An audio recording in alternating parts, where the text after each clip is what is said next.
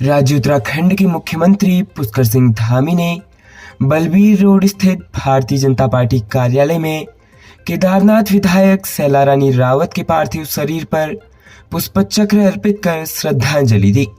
मुख्यमंत्री ने विधायक सैलारानी रावत के निधन पर गहरा दुख व्यक्त करते हुए कहा कि उनका निधन पूरे प्रदेश एवं पार्टी के लिए अपूर्णीय क्षति है। वे अपनी विधानसभा की जन समस्याओं के समाधान के लिए हमेशा तत्पर रहती थी।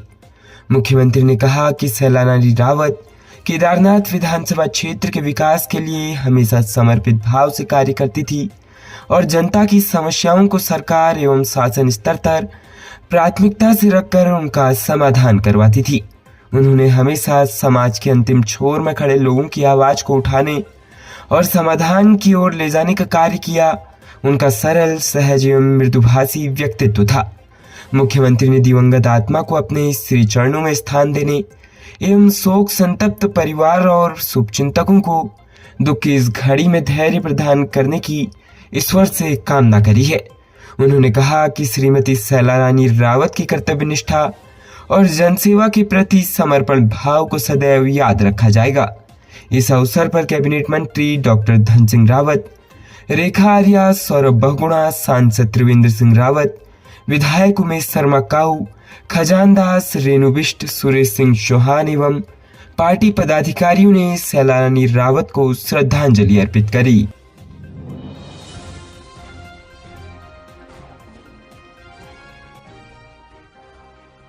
प्रदेश के बागेश्वर जनपद में युवती के साथ शादी का झांसा देकर दुष्कर्म करने का मामला सामने आया है। पीड़िता की तहरीर पर पुलिस ने आरोपी युवक के खिलाफ मुकदमा दर्ज कर लिया है। युवती ने कोतवाली पुलिस को तहरीर में बताया कि उमेश तिवारी निवासी भीड़ी ने उसे शादी का झांसा देकर अलग अलग स्थानों पर ले जाकर उसके साथ दुष्कर्म किया। पीड़िता ने तहरीर में कहा कि जब उसने उमेश से शादी को लेकर बात की तो वो मुकर गया और जाति सूचक शब्दों का इस्तेमाल करने लगा। पुलिस ने पीड़िता की तहरीर के आधार पर आरोपी उमेश के खिलाफ संबंधित धाराओं में मुकदमा दर्ज कर आरोपी को टैक्सी स्टैंड के पास से गिरफ्तार कर लिया है।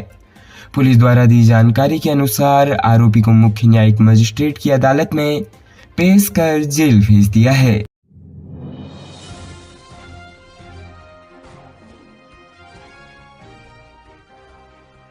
जम्मू कश्मीर के कठुआ जनपद में आतंकवादी हमले में अठुरवाला निवासी नायक विनोद सिंह भंडारी शहीद हो गए थे। बलिदान हुए भनियावाला के जवान विनोद सिंह का अंतिम संस्कार गंगा तट स्थित पूर्णानंद घाट पर सैन्य सम्मान के साथ किया गया। इस दौरान हजारों लोग आंखों में बलिदानी विनोद सिंह को अंतिम विदाई दी। बुधवार को बलिदानी विनोद सिंह अमर रहे भारत माता की जय के जय घोष के साथ बलिदानी विनोद सिंह की अंतिम यात्रा मुनिकीरेती स्थित पूर्णानंद घाट पहुंची।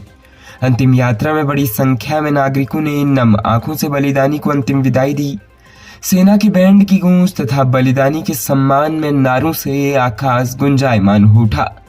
सेना के जवानों ने बलिदानी को शस्त्र सलामी दी, जिसके बाद गंगा घाट पर बलिदानी विनोद सिंह के भाई ने उन्हें मुखाग्नि दी। कमान अधिकारी ने बलिदानी की आखिरी निशानी के रूप में तिरंगा तथा बलिदानी की बेल्ट तथा टोपी उनके पिता को सौंपी।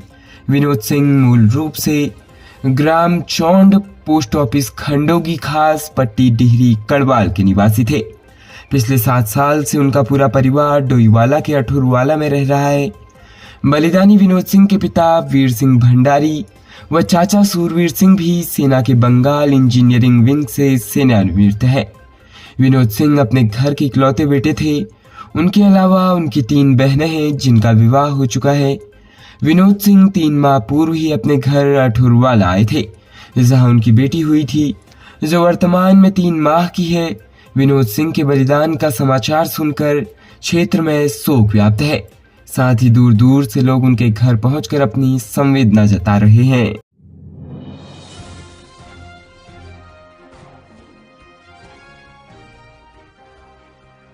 राज्य में बारिश के कारण उफनाई नदियां अब लोगों की जान लेने लगी है। रुद्रपुर के भगवानपुर गांव के पास उफनती डिमरी नदी में डूबने से एक युवक की जान चली गई। ग्रामीणों ने बड़ी मशक्कत के बाद नदी से शव बरामद कर लिया है। जानकारी के अनुसार मंगलवार की शाम ग्राम भगवानपुर निवासी आकाश साहनी अपने दो दोस्तों के साथ गांव के पास डिमरी नदी के पास गया था। बताया गया है कि आकाश का पैर फिसला और वह नदी में गिर गया। इस दौरान ग्रामीणों ने उसको बचाने की कोशिश करी, लेकिन उसका पता नहीं चल सका। देर रात एनडीआरएफ की टीम ने नदी में 3 घंटे सर्च अभियान चलाया, मगर युवक नहीं मिल सका। बुधवार की सुबह 6 बजे ग्रामीणों ने नदी में उतरकर युवक की खोजबीन करी। इस दौरान युवक का शव नदी में लगाए गए जाल में फंसा मिला। बताया कि युवक मजदूरी करता था और अपने माता पिता का भरण पोषण करता था। नवंबर में उसकी शादी होनी थी। शव का पोस्टमार्टम कराने की कार्रवाई करी जा रही है।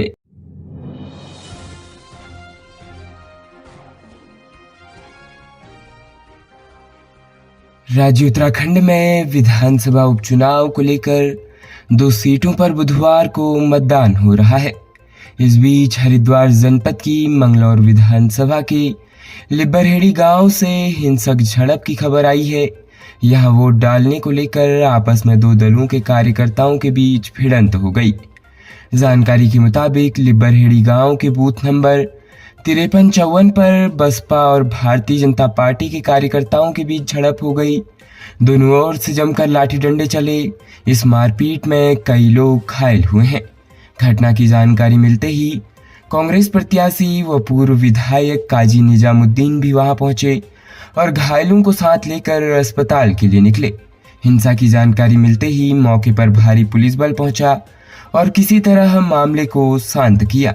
सभी घायलों को उपचार के लिए रुड़की सिविल अस्पताल भेजा गया है। लिब्बरहेड़ी में मौजूद सिविल लाइन कोतवाली प्रभारी निरीक्षक आर.के. सकलानी ने बताया कि 2 दलों में मारपीट हुई है। घायलों को उपचार के लिए अस्पताल भेजा गया है और मौके पर पुलिस फोर्स तैनात की गई है। उत्तराखंड कांग्रेस ने इस घटना का वीडियो शेयर करते हुए लिखा, शर्मनाक घटना। उत्तराखंड भारतीय जनता पार्टी सरकार में लोकतंत्र के पर्व वोटिंग के दौरान ऐसा माहौल होना पार्टी की विफलता को दर्शाता है। कांग्रेस प्रत्याशी काजी निजामुद्दीन घायलों की मदद कर उनको अस्पताल पहुंचाने का कार्य कर रहे हैं। शासन और प्रशासन गहरी नींद सो रहा है। कांग्रेस ने दूसरे पोस्ट में लिखा, अत्यंत दुखद घटना।